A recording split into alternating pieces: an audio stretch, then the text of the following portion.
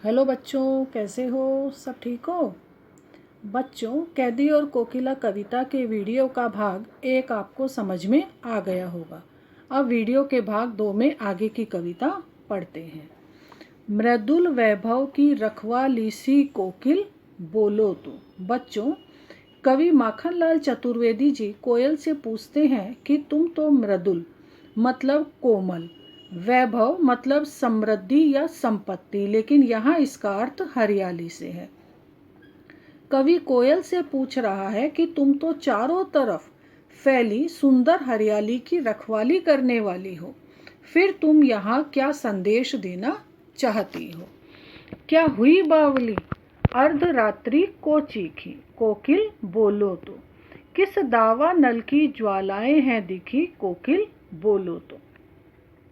कवि कोयल से पूछ रहा है कि क्या तुम बावली मतलब पागल हो गई हो, जो इस तरह आधी रात को चीख रही हो, या फिर तुमने दावानल मतलब जंगल की आग और ज्वालाएं मतलब लपटें देख ली हैं, अर्थात तुमने जंगल में लगी आग की लपटें देख ली है, जिससे डरकर तुम अचानक चीख पड़ी हो, अर्थात तुमने कोई बहुत बड़ा संकट देख लिया है।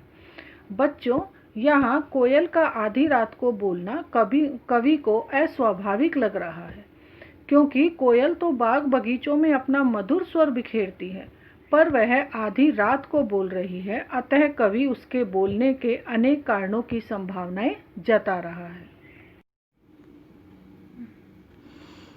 क्या देख न सकती जंजीरों का गहना, हथकड़ियाँ क्यों यह ब्रिटिश राज का गहना, कोहलू का चर्रक चू जीवन की तान, गिट्टी पर अंगुलियों ने लिखे गान, हूँ मोट खींचता लगा पेट पर जुआ, खाली करता हूँ ब्रिटिश अकड़ का कुआ, दिन में करुणा क्यों जगे रुलाने वाली, इसलिए रात में गजब ढा रही आली। बच्चों, कवि और अन्य देशभक्तों को जेल में कठोर यातनाएं दी जा रही थी, फिर भी वे साहसपूर्वक सब कुछ सहन कर रहे थे। इसी संदर्भ में कवि कह रहा है कि हे कोयल, तुम हमारी हथकड़ियों और जंजीरों को नहीं देख पा रही हो, पर तुम नहीं जानती कि ये जंजीरें और हथकड़ियाँ हमारे लिए गहनों के समान है, क्योंकि इनसे हम क्रांतिकारियों की शोभा या सुंदरता बढ़ रही है। हमें जेल में कोहलू खींचना पड़ता है, पर उसकी चर्रक चू की आवाज़ को हम जीवन का संगीत मानते हैं, और पत्थरों को तोड़कर हम गिट्टियाँ बनाते हैं। उन गिट्टियों पर मानो हमारी उंगलियाँ गीत लिखती है। मोट मतलब चमड़े का डोल जिससे कुएं से पानी निकाला जाता है। जुआ मतलब बैलों के कंधे पर रखी जाने वाली लकड़ी। जेल में मैं पेट पर जुआ बांधकर चमड़े के डोल से कुएं से पानी निकाल रहा हूँ, अर्थात अंग्रेजों ने कवि के स्वाभिमान को झुकाने के लिए अमानवीय यातनाएं दी, पर कवि ने उन यातनाओं को गर्व के साथ सह लिया।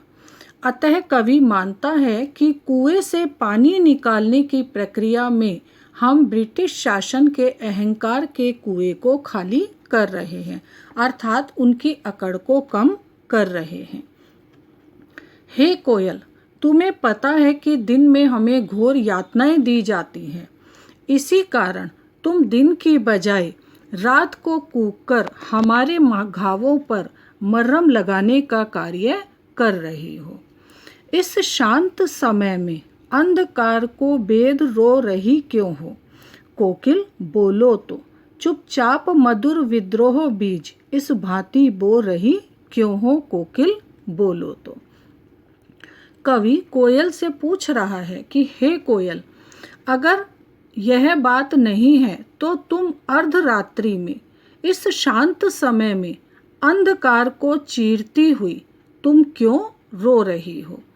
हे कोयल, तुम या तो चुपचाप हमारे हृदय में क्रांति और विद्रोह के बीज इस प्रकार क्यों बो रही हो? कोयल, कुछ तो तुम बोलो।